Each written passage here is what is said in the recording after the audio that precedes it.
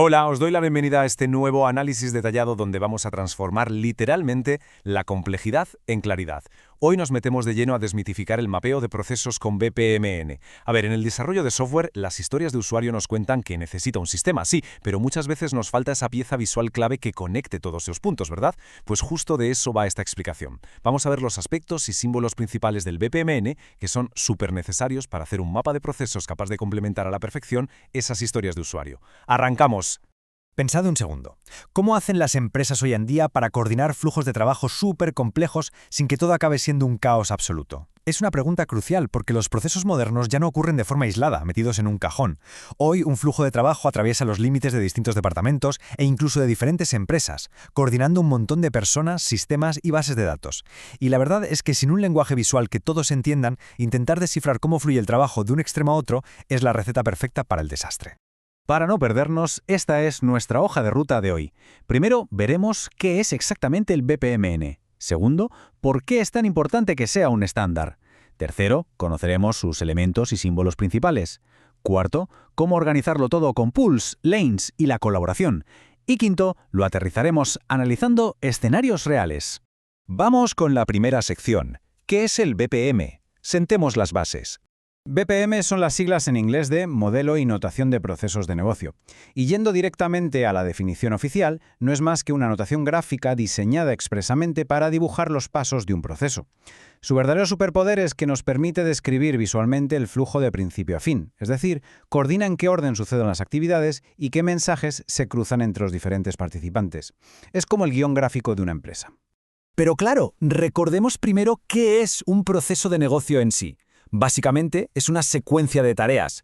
Sin embargo, ojo a esta segunda parte de la definición. Tiene que dar un resultado bien definido.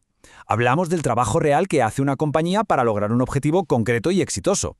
Así que, cuando una historia de usuario pide una nueva funcionalidad, el proceso de negocio es el que dicta la secuencia exacta de los pasos que hay que dar para conseguirla. Pasamos a la sección 2. La importancia de tener un estándar, o lo que es lo mismo, hablar un lenguaje unificado. Imaginaos cómo era el mundo antes de BPMN. Simplemente no había una técnica universal para coordinar el trabajo entre diferentes áreas. Cada empresa, o incluso cada departamento, pintaba sus diagramas como le daba la gana, con sus propias reglas, lo cual generaba un teléfono escacharrado masivo. Pero, después de BPMN, la industria por fin consiguió un marco estandarizado y libre de derechos. Igual que el UML unificó en su día la ingeniería de software, el BPMN hace que un analista de negocio y un desarrollador técnico hablen exactamente el mismo idioma visual. Cero ambigüedades. Entramos en la sección 3. Los elementos y símbolos principales. Vamos a conocer nuestro alfabeto visual. Para construir estos mapas tenemos unas cuantas categorías que son como nuestras piezas de Lego. Los eventos, las tareas, las compuertas o gateways, los objetos de datos y unos contenedores estructurales llamados pools y lanes. Dominar estas figuras es requisito indispensable para darle vida a los requisitos del sistema y complementar de verdad esas historias de usuario que a veces se quedan un poco cortas en contexto. Fijaos bien en cómo manejamos la información. Esos iconos que parecen pequeños documentos son los objetos de datos. Y si miráis las líneas de puntos, esas son las asociaciones de datos dirigidas. Básicamente nos chivan qué actividad produce un dato nuevo y qué otra actividad lo necesita para funcionar. Es una dependencia de manual. Cuando desarrollamos sistemas, tener esto claro es absolutamente vital para saber qué información tiene que viajar de una pantalla a otra. Y luego tenemos mi símbolo favorito, la compuerta o gateway.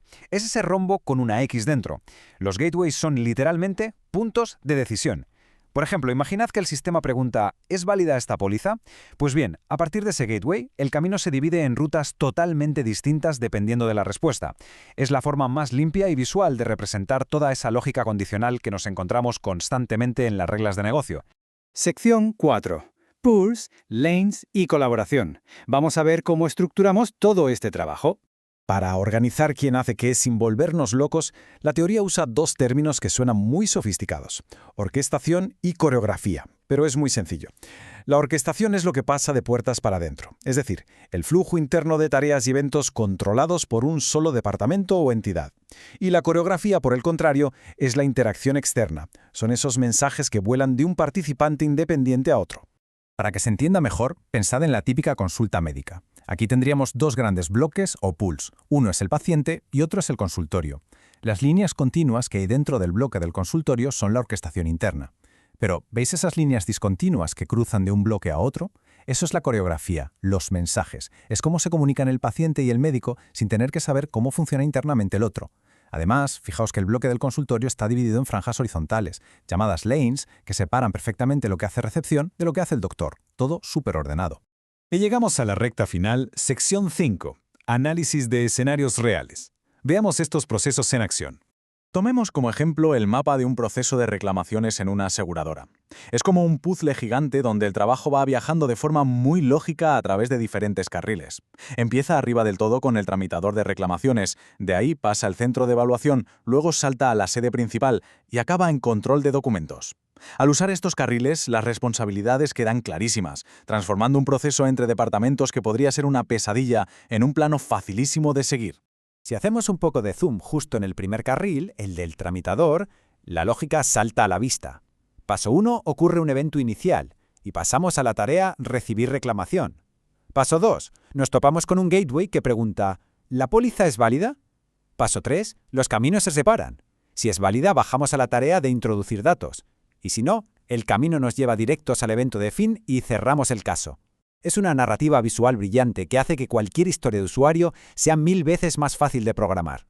Bueno, pues hemos visto cómo unas cuantas figuras geométricas bien organizadas bajo un estándar súper riguroso pueden trazar el flujo de información, dejar claras las responsabilidades de cada uno y coordinar a entidades que no tienen nada que ver entre sí. Así que os dejo con esta reflexión. Cuando nos enfrentamos al enorme reto de documentar sistemas complejos y coordinar equipos, ¿cuánto tiempo, dinero y dolores de cabeza nos podríamos ahorrar implementando este lenguaje universal? Visualizar un problema siempre es el primer gran paso para resolverlo. Muchísimas gracias por acompañarnos en este análisis. Hasta la próxima.